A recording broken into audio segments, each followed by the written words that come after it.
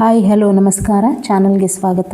ಇವತ್ತಿನ ವಿಡಿಯೋದಲ್ಲಿ ಲಲಿತಾ ಸಹಸ್ರನಾಮದ ಧ್ಯಾನ ಶ್ಲೋಕಗಳಲ್ಲಿ ಇರುವ ಬಣ್ಣಗಳ ರಹಸ್ಯ ಮತ್ತು ಇದರ ಹಿಂದೆ ಇರುವ ವಿಜ್ಞಾನ ಮತ್ತು ನಿಜವಾದ ಅರ್ಥ, ಧ್ಯಾನ ಶ್ಲೋಕವನ್ನು ಯಾವ ರೀತಿ ಪಾರಾಯಣ ಮಾಡಬೇಕು ಅನ್ನೋದನ್ನು ಡೀಟೇಲ್ ಆಗಿ ನೋಡೋಣ. ವಿಡಿಯೋ ಕೊನೆ ತನಕ ನೋಡಿ. ಲಲಿತಾ ಸಹಸ್ರನಾಮವನ್ನು ಪ್ರತಿದಿನ ಸಾವಿರಾರು ಜನ ಪಾರಾಯಣ ಮಾಡ್ತಾರೆ. ಆದರೆ ಒಂದು ಪ್ರಶ್ನೆ, ಧ್ಯಾನ ಶ್ಲೋಕದಲ್ಲಿ ದೇವಿಯ ರೂಪವನ್ನು ಕೆಂಪು, ಬಿಳಿ, ಚಿನ್ನದ ಕಾಂತಿ, ಚಂದ್ರಕಲೆ, ಕಮಲ ಎಂದು ಯಾಕೆ ವರ್ಣಿಸಲಾಗಿದೆ? ಇದು ಕೇವಲ ಕಾವ್ಯವೇ ಅಥವಾ ಇನ್ನೇನಾದರೂ ಆಧ್ಯಾತ್ಮಿಕ ಸತ್ಯ ಇದೆಯಾ? ಎಲ್ಲ ವಿವರವಾಗಿ ತಿಳ್ಕೊಳ್ಳುವ. ಧ್ಯಾನ ಶ್ಲೋಕ ಯಾಕೆ ಮೊದಲು? ಲಲಿತಾ ಸಹಸ್ರನಾಮದಲ್ಲಿ 1000 ನಾಮಗಳಿವೆ. ಇದು ಬರೀ ಲೆಕ್ಕವಲ್ಲ. 1000 ಅನ್ನೋದು ಅನಂತತೆಯ ಸಂಕೇತ. ಆದರೆ ಮೊದಲಿಗೆ ಧ್ಯಾನ ಶ್ಲೋಕ ಇಟ್ಟರಲ್ಲ, ಯಾಕೆ? ಒಬ್ಬ ಕಲಾವಿದ ಚಿತ್ರ ಬಿಡಿಸುವ ಮೊದಲು ಕ್ಯಾನ್ವಸನ್ನು ಸಿದ್ಧಪಡಿಸ್ತಾನೆ. ಒಬ್ಬ ರೈತ ಬೀಜ ಬಿತ್ತುವ ಮೊದಲು ಭೂಮಿಯನ್ನು ಉಳುವ ಪ್ರಕ್ರಿಯೆ ಮೂಲಕ ಸಿದ್ಧಗೊಳಿಸುವ ಹಾಗೆ ಸಾಧಕನ ಮನಸ್ಸು ದೇವಿಯ ಸನ್ನಿಧಿಗೆ ಸಿದ್ಧವಾಗಬೇಕು ಅನ್ನುವ ದೃಷ್ಟಿಯಿಂದ ಧ್ಯಾನ ಶ್ಲೋಕಗಳು ಮೊದಲು ಇಟ್ಟರು. ಮನಸ್ಸನ್ನು ದೇವಿಯ ಅನುಭವಕ್ಕೆ ಸಿದ್ಧಗೊಳಿಸುವ ದ್ವಾರವೇ ಈ ಧ್ಯಾನ ಶ್ಲೋಕಗಳು. ಈ ಬಣ್ಣಗಳ ವರ್ಣನೆ ಕೇವಲ ಅಲಂಕಾರಕ್ಕಾಗಿ ಅಲ್ಲ. ಪ್ರತಿಯೊಂದು ಬಣ್ಣವು ಒಂದು ಎನರ್ಜಿ ಮತ್ತು ಚೇತನದ ಮಟ್ಟವನ್ನು ಸೂಚಿಸುತ್ತೆ. ವಿಜ್ಞಾನದಲ್ಲಿ ಬೆಳಕು VIBGYOR, violet, indigo, blue, green, yellow, orange, red ಈ ಥರ ಬಣ್ಣಗಳನ್ನು ಹೇಳಿದ್ದಾರೆ. ಈ ಬಣ್ಣಗಳನ್ನು ದೈವಿಕ ಶಕ್ತಿಯ ವಿವಿಧ ರೂಪಗಳಾಗಿ ಅನುಭವಿಸಿ ಋಷಿಗಳು ಹೇಳಿದರು. ದೇವಿಯ ಪ್ರತಿಯೊಂದು ಬಣ್ಣವು ಸಾಧಕನ ಮನಸ್ಸಿನ ವಿಭಿನ್ನ ಸ್ಥಿತಿಯನ್ನು ಪ್ರತಿಬಿಂಬಿಸುತ್ತೆ. ಲಲಿತಾ ಸಹಸ್ರನಾಮದ ನಿಜವಾದ ಉದ್ದೇಶ ಸಹಸ್ರನಾಮದ ಪಾರಾಯಣವೇ ಮುಖ್ಯ ಗುರಿಯಲ್ಲ. ಪ್ರತಿಯೊಂದು ನಾಮವು ಮನಸ್ಸಿನಲ್ಲಿ ಜೀವಂತ ಅನುಭವ ಆಗಬೇಕು. 1000 ಬಾರಿ ಯಾಂತ್ರಿಕವಾಗಿ ಜಪ ಮಾಡುವುದಕ್ಕಿಂತ ಒಂದು ಬಾರಿ ಸಂಪೂರ್ಣ ಏಕಾಗ್ರತೆಯಿಂದ ಮಾಡಿದ ಪಾರಾಯಣ ಹೆಚ್ಚು ಪರಿಣಾಮಕಾರಿ. ಆಧ್ಯಾತ್ಮಿಕ ಸಂಪ್ರದಾಯದಲ್ಲಿ ಋಷಿಗಳು ಧ್ಯಾನದಲ್ಲಿ ಅನುಭವಿಸಿದ ದಿವ್ಯ ಚೇತನವನ್ನು ಬಣ್ಣಗಳ ಸಂಕೇತಗಳ ಮೂಲಕ ವ್ಯಕ್ತಪಡಿಸಿದರು. ಇಲ್ಲಿ ಒಂದು ಮುಖ್ಯ ವಿಷಯ, ಈ ಬಣ್ಣಗಳನ್ನು ಹೊರಗಿನ ಕಣ್ಣಿನಿಂದ ನೋಡುವುದು ಮಾತ್ರ ಗುರಿಯಲ್ಲ. ಅವು ಸೂಚಿಸುವ ಗುಣಗಳನ್ನು ಮನಸ್ಸಿನಲ್ಲಿ ಜಾಗೃತಗೊಳಿಸುವುದೇ ನಮ್ಮ ಧ್ಯಾನದ ಉದ್ದೇಶ. ಯಾಕೆಂದರೆ ನಮ್ಮ ಮನಸ್ಸು ದೇವಿಯ ರೂಪದಲ್ಲಿ ಸ್ಥಿರವಾದಾಗ ಮಾತ್ರ ನಾಮಗಳ ಅರ್ಥವು ಹೃದಯದಲ್ಲಿ ಇಳಿಯುತ್ತೆ. ಹೆಸರನ್ನು ತಿಳಿದುಕೊಳ್ಳುವುದು ಒಂದು ವಿಷಯ, ಆ ಹೆಸರಿನ ಜೀವಂತ ಅನುಭವ ಆಗೋದು ಮತ್ತೊಂದು ವಿಷಯ. ಆದ್ದರಿಂದ ಮೊದಲು ದೇವಿಯ ರೂಪವನ್ನು ಮನಸ್ಸಿನಲ್ಲಿ ನಿರ್ಮಿಸಬೇಕು. ಸಿಂಧೂರಾರುಣ ವಿಗ್ರಹಾಂ ತ್ರಿನಯನಾಂ. ಈ ಮೊದಲ ಸಾಲಿನ ಅರ್ಥ ಏನು ಅಂತಂದರೆ, ಕುಂಕುಮದಂತೆ ಅರುಣವರ್ಣದ ಅಂದರೆ ಬೆಳಕಿನ ಉದಯ ಸೂರ್ಯನ ಕೆಂಪು ಕಾಂತಿಯ ರೂಪವನ್ನು ಹೊಂದಿರುವ 3 ಕಣ್ಣುಗಳನ್ನು ಹೊಂದಿರುವ. ಅಂದರೆ ಒಳ ಅರ್ಥ ಏನಪ್ಪ ಅಂದರೆ, ಸಿಂಧೂರಾರುಣ ಅಂದರೆ ಜೀವಶಕ್ತಿ, ಪ್ರೀತಿ, ಸೃಷ್ಟಿ ಶಕ್ತಿ ಮತ್ತು ದೈವಿಕ ಚೈತನ್ಯದ ಸಂಕೇತ. 3 ಕಣ್ಣುಗಳು ಅಂದರೆ ಸೂರ್ಯ, ಚಂದ್ರ ಮತ್ತು ಅಗ್ನಿಯ ಜ್ಞಾನ, ಹಾಗೆ ಭೂತ, ವರ್ತಮಾನ ಮತ್ತು ಭವಿಷ್ಯದ ಸಂಪೂರ್ಣ ಅರಿವು. ಮಾಣಿಕ್ಯಮೌಲಿ ಸ್ಫುರತ್ ತಾರಾನಾಯಕ ಶೇಖರಾಂ.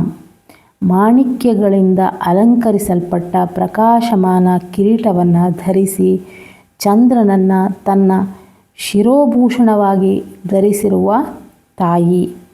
ಒಳ ಅರ್ಥ ಪರಮಜ್ಞಾನ ಮತ್ತು ದೈವಿಕ ಐಶ್ವರ್ಯ. ಚಂದ್ರಕಲೆ ಮನಸ್ಸಿನ ಶಾಂತಿ, ಸಮತೋಲನ ಮತ್ತು ತಂಪಾದ ಕರುಣೆಯ ಸಂಕೇತ. ಚಂದ್ರನನ್ನು ಮನಸ್ಸಿಗೆ ಕಾರಕ ಅಂತ ಈಗಾಗಲೇ ಹೇಳಿದ್ದೆ ಮೊದಲಿನ ವಿಡಿಯೋಗಳಲ್ಲಿ. ಆದ್ದರಿಂದ ಈ ಚಂದ್ರಕಲೆ ಅನ್ನೋದು ಮನಸ್ಸಿನ ಶಾಂತಿ ಮತ್ತು ಸಮತೋಲನದ ಸಂಕೇತ.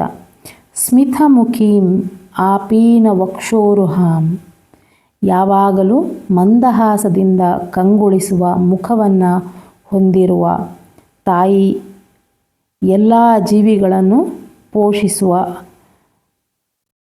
ಒಳ ಅರ್ಥ ಅಂದರೆ ದೇವಿಯ ಕರುಣೆ, ಪ್ರೀತಿ ಮತ್ತು ಆನಂದ ಸಮಸ್ತ ಜೀವಿಗಳನ್ನು ಪೋಷಿಸುವ ಜಗನ್ಮಾತೆಯ ಅನಂತ ಮಾತೃತ್ವದ ಸಂಕೇತ.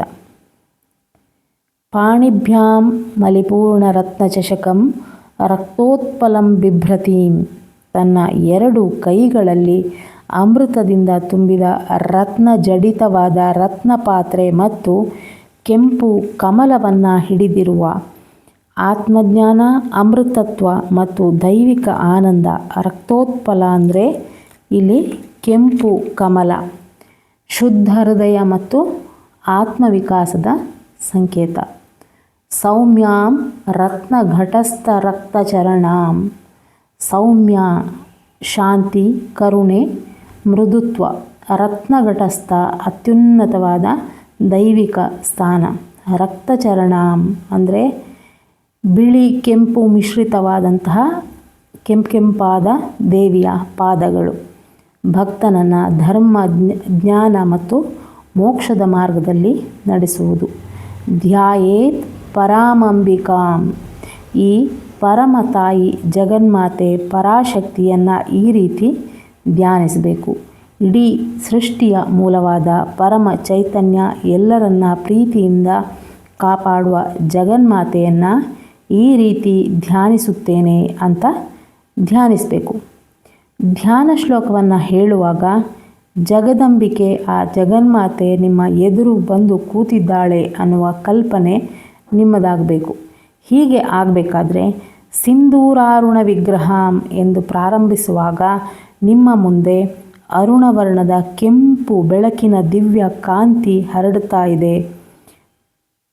ತ್ರಿನಯನಾಂ ಅಂತ ಹೇಳಬೇಕಾದ್ರೆ ದೇವಿಯ 3 ಕಣ್ಣುಗಳಿಂದ ಜ್ಞಾನದ ಪ್ರಕಾಶ ಹೊರಬರುತ್ತಿದೆ ಎಂದು ಅನುಭವಿಸಬೇಕು.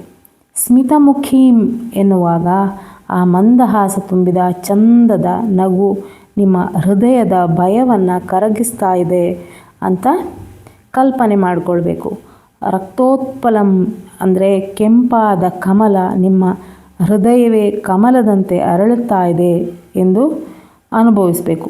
ಹೀಗೆ ಪ್ರತಿ ಶಬ್ದದ ಸಾಲಿನ ಅರ್ಥ ತಿಳಿದು ಅನುಭವಿಸಿದಾಗ ಅಲ್ಲೇ ಧ್ಯಾನ ಆರಂಭವಾಗುತ್ತೆ.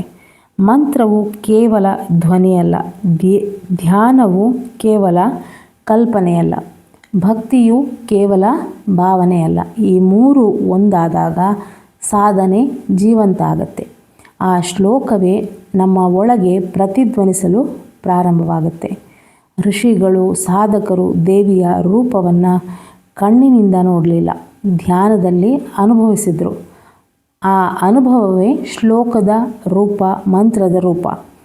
ಭಾವ, ಏಕಾಗ್ರತೆ, ಶರಣಾಗತಿ ಮತ್ತು ಅನುಭವ, ಈ 4 ಸೇರಿದಾಗ ಸಾಧನೆ ಸರಿಯಾದ ಮಾರ್ಗದಲ್ಲಿ ನಡೆಯುತ್ತೆ.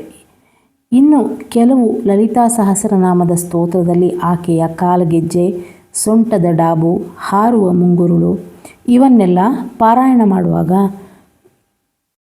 ಗಾಳಿಗೆ ಆಕೆಯ ಮುಂಗುರುಳು ಹಾರುತ್ತಿದೆ, ಸೊಂಟದ ಡಾಬಿನ ಮಣಿಗಳು ಕಿಣಿಕಿಣಿ ಶಬ್ದ ಮಾಡ್ತಿದೆ, ಕಾಲಗೆಜ್ಜೆಯ ಸದ್ದು ಕೇಳ್ತಾ ಇದೆ ಅಂತ ಕಲ್ಪನೆ ಮಾಡಿದಾಗ ನಿಜವಾಗಿಯೂ ಆಕೆಯೇ ಎದುರು ಬಂದು ನಿಂತ ಅನುಭವ ಆಗುತ್ತೆ.